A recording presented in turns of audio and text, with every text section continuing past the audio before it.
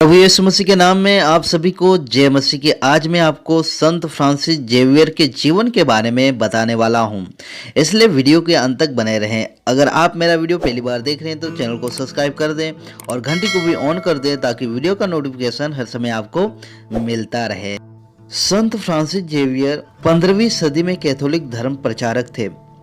Catholic संप्रदाय के लोग संत फ्रांसिस जेवियर का नाम आदर और सम्मान से लेते हैं। अलौकिक चमत्कारी शक्तियों के कारण संत जेवियर विख्यात थे। संत जेवियर ने केवल 10 वर्ष के अल्प मिशनरी समय में 52 भिन्न भिन्न राज्यों में यीशु मसीह का प्रचार किया था। कहा जाता है कि उन्होंने 9000 मील के क्षेत्र में घूम घूम कर प्रचार किया और लाखों लोगों को प्रभु यीशु मसीह का चेला बनाया था।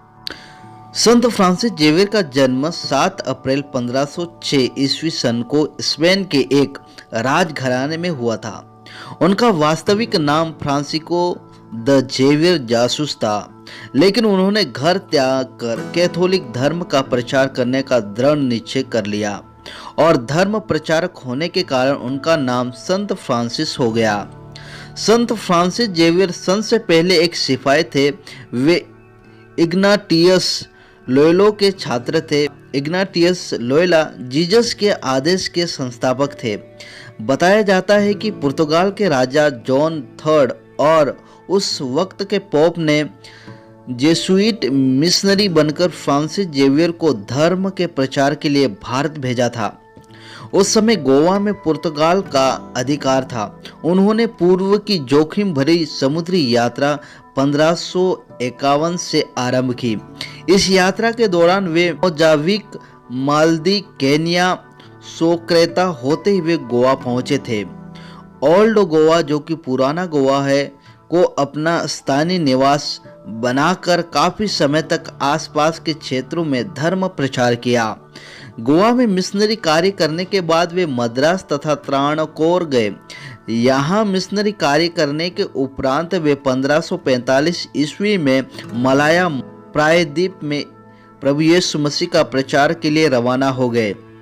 उन्होंने 3 वर्ष तक धर्म प्रचारक मिशनरी कार्य किया। मलाया प्रायद्वीप में एक जापानी युवक से, जिनका नाम हजीरो था, उसकी मुलाकात हुई। सेंट जेवियर के उपदेश से यह युवक प्रभावित हुआ और 1549 ईस्वी में सेंट जेवियर इस युवक के साथ पहुंचे। जापानी भाषा न जानते हुए भी उन्होंने हजीरो की सहायता से 2.5 वर्ष तक प्रचार किया और बहुतों को प्रभु यीशु मसीह का अनुयायी बनाया। जापान से वे 1552 ईस्वी में गोवा लौटे और कुछ समय के उपरांत चीन पहुंचे। प्रचार के दौरान ही संत फ्रांसिस की मृत्यु 3 दिसंबर 1552 को यान द्वीप चीन में हो गई। ऐसा कहा जाता है, माना जाता है कि संत फ्रांसिस जेवियर ने मृत्यु से पहले अपने शिष्यों को ये कहा था कि मेरा जो शव है वो गोवा में दफनाना। जिसके बाद फ्रांसिस जेवियर की इच्छा के मुताबिक उनका पार्थिव जो शरीर है वो गोवा में लाया गया। लेकिन कुछ सालों बाद रोम से आए संतों के डेलीगेशन ने उनके शव को कब्र से बाहर निकालकर फ्रांसिस जेवियर चर्च में दोबारा दफनाया। ऐसा कहा जाता है कि कुल 3 बार उनके शव को दफनाया गया, पर हर बार संत फ्रांसिस का शरीर उसी ताजा अवस्था में था जैसे उन्हें पहले दफनाया गया था। है ना कमाल की। संत फ्रांसिस जेवियर की डेड बॉडी आज भी बेसिलिका ऑफ बॉम जीसस के चर्च में रखी है और संत फ्रांसिस जेवियर की डेड बॉडी को हर साल 10 साल में एक बार दर्शन के लिए निकाला जाता है। आखिरी बार 2014 में इस डेड बॉडी को दर्शन के लिए निकाला गया था। बॉडी को कांच के एक ताबूत में रखा गया है। आज भी ये बॉडी सड़ी नहीं है। आज भी इस बॉडी को लगभग 450 साल हो गए हैं और इस बॉडी में कोई भी केमिकल का उपयोग नहीं किया गया है। ये तो एक प्रभु यीशु मसीह का चमत्कार है। संत फ्रांसिस की डेड बॉडी को लेकर बहुत सारी बातें प्रचलित है। मृत्यु से पहले संत फ्रांसिस जेवियर ने अपना हाथ अपनी दिव्य शक्तियों के जरिए शरीर से अलग कर लिया था। यह हाथ उन्होंने अपनी पहचान के तौर पर रोम से आने वाले संतों के डेलीगेशन के लिए रखा था। उसके साथ उन्होंने एक चिट्ठी भी शिष्यों को दी थी। आज भी यह अलग हुआ हाथ चर्च में ही मौजूद है। संत फ्रांसिस जेवियर के शरीर को कई बार अंग भंग किया जा चुका है। 1553 में जब एक सेवक उनके मृत शरीर को सिकियाना से मलका ले जा रहा था तो जहाज के कप्तान को प्रणाम देने के लिए उनके घुटने का मांस नोच लिया।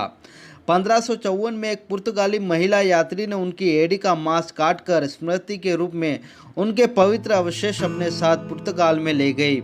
संत के पैर की एड़ी अलग हो गई है, जिससे बेसिलिका के क्रिस्टल पात्र में रखा गया है। 1695 में संत फ्रांसिस की भुजा के भाग को रोम भेज दिया गया, जिसे चर्च ऑफ गेनू में प्रतिष्ठा किया गया। दाएं हाथ का कुछ हिस्सा 1619 में जापान के एजुएट प्राविस में प्रतिष्ठा किया गया। पेट का कुछ भाग निकालकर भिन्न भिन्न स्थानों पर स्मृति अवशेषों के लिए भेज दिया गया।